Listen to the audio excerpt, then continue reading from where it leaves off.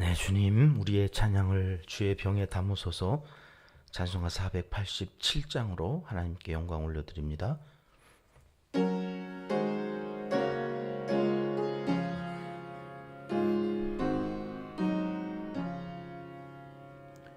어둠 후에 빛이 오며 바람 분 후에 잔잔하고 소나기 후에 햇빛 나며 수고한 후에 쉼이 있네. 연약함 후에 강건하며 애통한 후에 위로받고 눈물 난 후에 웃음 있고 씨 뿌린 후에 주수하네. 괴로움 후에 평안 있고 슬퍼한 후에 기쁨 있고 멀어진 후에 가까우며 고독함 후에 친구 있네. 고생한 후에 기쁨 있고 십자가 후에 영광 있고 죽음 온 후에 영생하니 이러한 도가 진리로다. 아멘. 주님, 우리의 기도를 주의 병에 담으소서. 기도문으로 다 함께 기도드리십니다. 은혜로우신 아버지 하나님, 아무 공로 없이 하나님의 자녀가 되어 믿음을 선물로 받고 오늘까지 그 믿음으로 살아오게 하시니 진심으로 감사드립니다.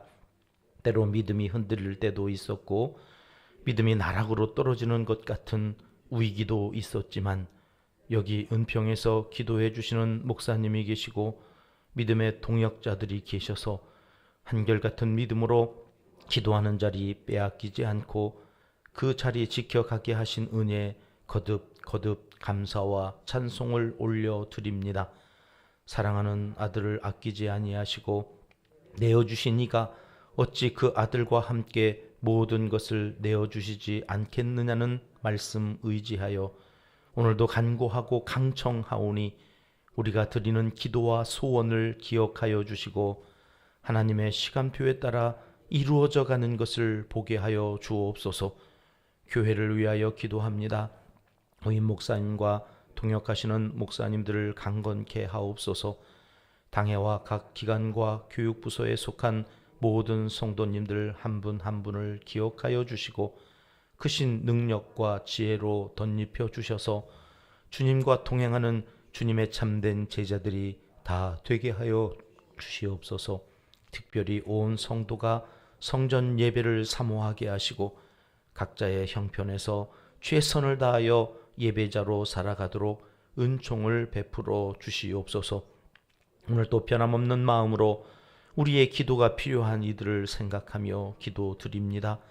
은평의 성도들이 같은 마음으로 선교를 합니다.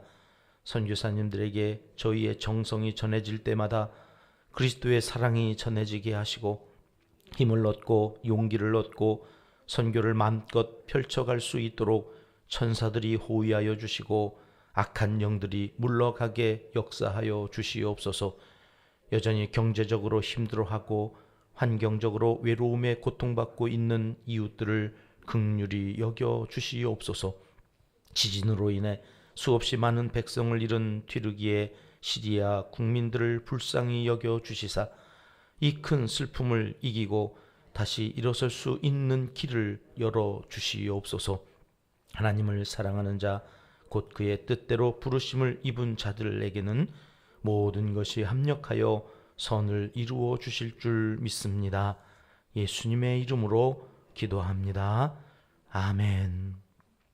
오늘 주시는 말씀은 빌립보서 1장 25절로 26절 말씀입니다. 다 함께 합독하시겠습니다. 내가 살 것과 너희 믿음의 진보와 기쁨을 위하여 너희 무리와 함께 거할 이것을 확실히 아노니 내가 다시 너희와 같이 있으므로 그리스도 예수 안에서 너희 자랑이 나로 말미암아 풍성하게 하려 함이라. 아멘. 신부가 신랑을 기다리고 사모하는 것 같이 바울 사도는 죽음으로 곧 신랑 대신 예수님을 만날 수 있다는 그 기쁨 때문에 난 죽는 게 좋다. 죽는 게 나에게 참 유익하다. 그렇게 신앙 고백을 한 부분을 우리가 살펴보았습니다. 그러나 내가 죽지 않고 이렇게 살아있는 것은 하나님께서 선교의 열매를 맺게 하시려고 하는 것이니 그 또한 좋다. 내가 살아있다고 하는 이것이 너희에게도 유익한 일이 되기 때문에 죽으나 사나 나는 그저 그리스도께서 존귀케 되기를 원한다 하는 빌립보 교회 성도들에게 보낸 그 편지의 내용을 지난 시간까지 우리가 살펴보았습니다. 이제 오늘부터는 이 바울 사도가 그럼 내가 살아있다고 하는 것이 너희에게 유익하다고 말했는데 구체적으로 어떤 면에서 너희에게 유익하냐 이제 하는 이 부분들을 이야기할 차례입니다. 내가 살아있어서 너희에게 무엇이 유익할까?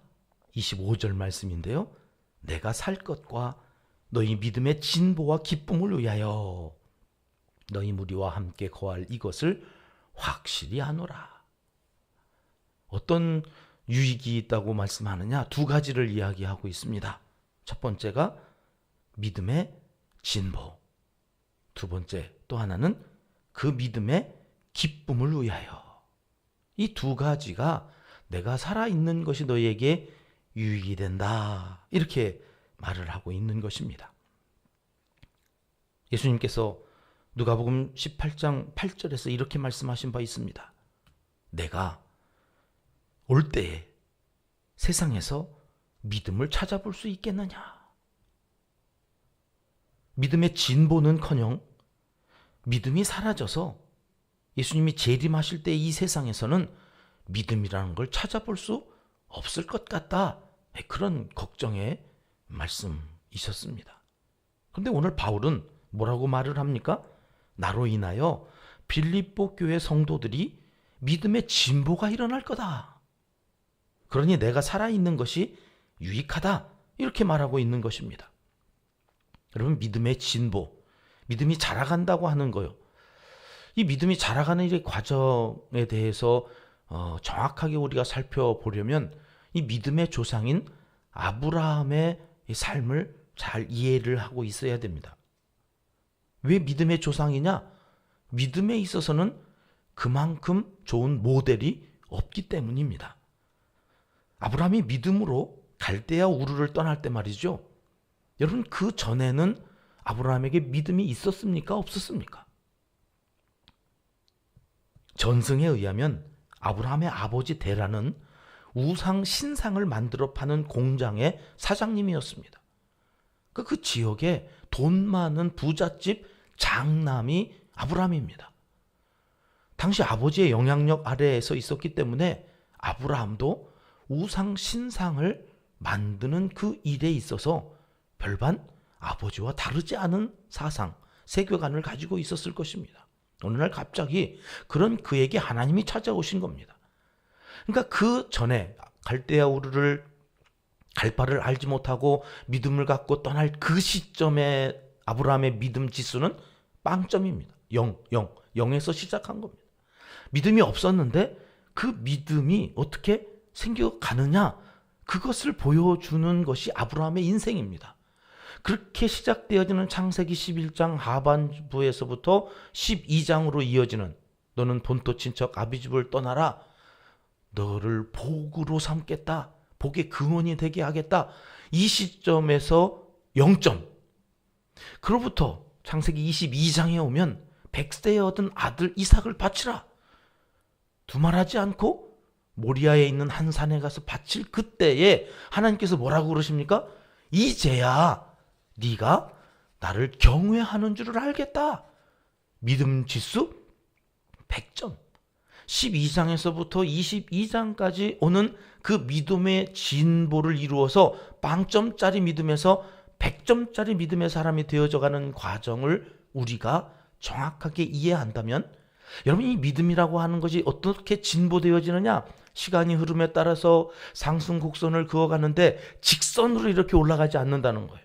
믿음은 어느 날은 믿음이 되게 좋은 것 같이, 뭐 믿음이 하늘을 찌를 것처럼 막 올라가는 그 시점이 있는 반면에, 또 어느 날은 이 믿음이 나락으로 곤두박질 치면서 이게 믿음이 있는 건지 없는 건지 도대체 헷갈리는 그 상황을 끊임없이 반복하면서 믿음의 진보가 일어나는, 오르락 내리락 곡선으로.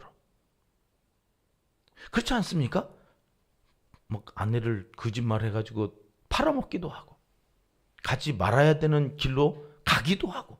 아브라함이 믿음이 진보가 어떻게 100점까지 가요? 쭉 떨어지지 않고 위로 직선 곡선으로 이렇게 직선으로 이렇게 상승되어져 가지 않는다는, 믿음이 오르락 내리락. 저도 살다 보니까 또 목회를 하는 과정에서 믿음이 곤두박질 칠 때가 여러 번 있었습니다. 하나님이 살아계신 게 맞나? 하나님이 살아계시면 어떻게 나한테 이러실 수가 있어? 아니, 그 하나님이 이러시는 이유라도 얘기를 해주셔야지. 말도 없고. 하나님의 특징 가운데 여러분, 침묵이 가장 큰 특징이거든요. 이분의 성품은 침묵하시는 거. 아무리 울부짖으면서 도대체 내가 이해를 할 수 있게, 좀 납득이라도 될 수 있게 좀 말씀을 좀 하시라고 울며 불며 기도를 하는 그런 어려운 상황 가운데서 하나님은 늘 침묵하셨어요. 여러분, 그때 제게는 한용구 목사님이 계셨거든요. 전화를 드리고 찾아뵙고 이런저런 이야기를, 속상한 그 속내를 다 털어놓은, 사실은 다 제 연약함이고 저의 부족한 모습들이었습니다. 그런 이야기를 다 들어주신 분이 우리 한용구 목사님. 그럴 때마다 단 한 번도 야, 이 어리석은 최 목사야, 아니, 너는 왜 맨날 그 모양이냐? 이런 얘기를 단 한 번도 하신 적이 없어요. 그냥 다 들으시고, 어째 또 그런 일이 있다냐, 얼마나 속상하겠냐, 그러시면서 늘 제 편이 되어주셨습니다. 그러면 다시 힘을 얻고 돌아가서 또 기도하면서 견디다 보면 또 그 상황이 지나가는 거예요. 이 또한 지나가리라. 그러면서 돌아보면 그때 믿음의 진보를 이루는 거예요. 힘들고 어려울 때 피난처가 되어주신 목사님이 한 분 계셨어요. 힘들고 어려울 때 나를 품어준 은평교회가 있었어요. 그래서 나락으로 믿음이 막 떨어지다가도 다시 견디고 힘을 내어서 이전보다 더 좋은 믿음을 갖고 살아갈 수 있었던 거죠. 그래서 저는 오늘 이 본문 말씀에 바울이 내가 살아있는 것이 너희에게 유익이야, 이 말이 뼛속 깊이 이해가 돼요. 그렇지. 그렇게 기도에 능력이 있는 영적인 지도자 한 사람이 살아있다고 하는 것이 그와 함께 신앙생활하는 성도들에게 얼마나 큰 위로가 되고 힘이 되고, 물론 그는 죽어서 하늘나라에 가서 주님과 함께 있는 것이 좋을지 모르지만 살아서 우리 곁에 있는 것이 우리에게 더 유익하다. 오늘 26절 말씀을 보실까요? 내가 다시 너희와 같이 있으므로 그리스도 예수 안에서 너희 자랑이 나로 말미암아 풍성하게 하려 함이라. 이 말씀을 세번역 성경으로 제가 다시 읽어드리려고 순서지에다가 세번역 성경 번역되어진 내용을 기록해 놓았습니다. 번역이 개역이 조금 애매모호하게 되어 있어서 세번역 성경으로 다시 읽어드립니다. 내가 다시 여러분에게로 가면 여러분의 자랑거리가 그리스도 예수 안에서 나 때문에 많아질 것입니다. 여러분, 아직 이루어지지 않은 가정법입니다. 가정법. 이 감옥에서 나가서 다시 빌립보 교회 성도들에게 내가 가게 된다면 그런 말입니다. 다시 너희에게로 가고 싶다. 그런 바울의 간절한 소원이기도 합니다. 그래서 나는 예수님 안에서 너희가 나로 말미암아 자랑거리가 많아지면 좋겠다. 이 마음을 이렇게 26절에 표현하고 있는 것입니다. 여러분, 세상에서 가장 큰 봉사는 남에게 내가 자랑거리가 되는 것입니다. 내가 그에게 자랑의 소재가 되고 주체가 되는 거예요. 가장 높은 차원의 봉사는 상대방의 명예를 보탬이 되도록 살아가는 것입니다. 내 존재가 남을 빛나게 하는 거예요. 누군가를 더 돋보이게 하는 봉사가 여러분 최고의 봉사입니다. 때로 남을 돕는답시고 오히려 그를 수치스럽게 하거나 그 사람을 열등의식에 사로잡히게 하는 그것은 봉사를 가장한 폭력이 되기도 합니다. 우리 교회는 어디를 돕든지 간에 하여튼 슬그머니 하고 옵니다. 줄 세워놓고 사진 찍고 뭐 이렇게 막 자랑하려고 뭘 남겨놓겠다고 하는 일이 한 번도 없습니다.